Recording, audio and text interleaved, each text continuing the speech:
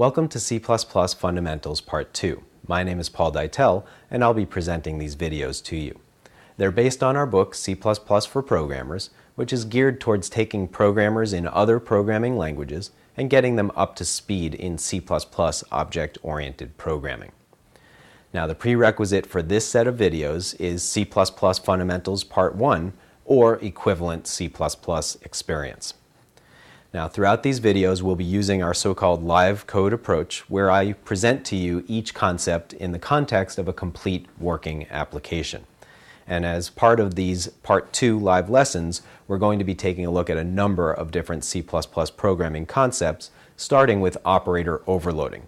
And basically, operator overloading helps you craft valuable, reusable classes by making objects of your classes work with the built-in operators. And the way you do that is basically by defining functions that implement those operators for your own programmer-defined types.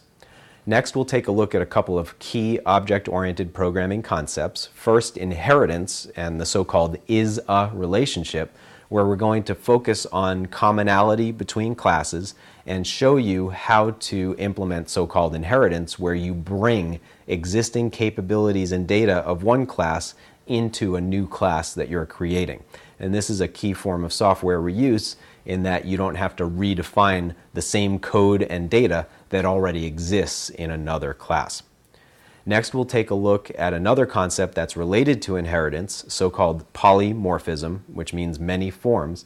And basically what we're going to do is show you how to write a set of generic code that can process many objects that are related by a class hierarchy.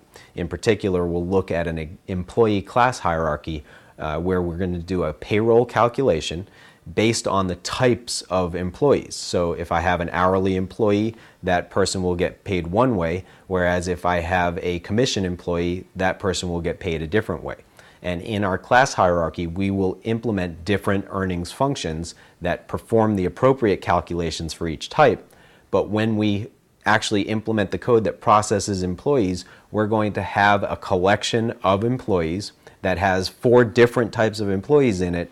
Yet, as we iterate through that collection, the appropriate earnings function will get called for every element within the collection. Next, we'll look at the concepts of templates, which were introduced briefly in the C++ Fundamentals Part 1 live lessons videos. We'll take a look at both function templates and class templates. Function templates, which allow you to write function code once and let the compiler generate different versions of the function based on the types that you use to call the function. And then we'll take a look at class templates as well, which allow you to write a class's code once and then create type-specific versions of that class based on how you instantiate objects of the class. We'll then look at the exception handling capabilities of C++, which help you write programs that are more robust by watching for problems that occur at execution time, catching or trapping those problems, and dealing with them. As part of that lesson, we'll also talk a little bit about dynamic memory allocation and how to automatically delete memory that you dynamically allocate.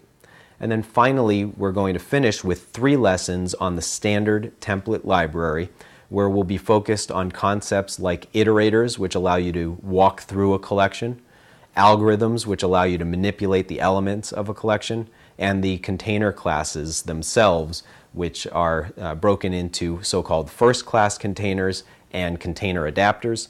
The first-class containers allow you to manipulate sequences of elements, do key-value pairs of elements, etc.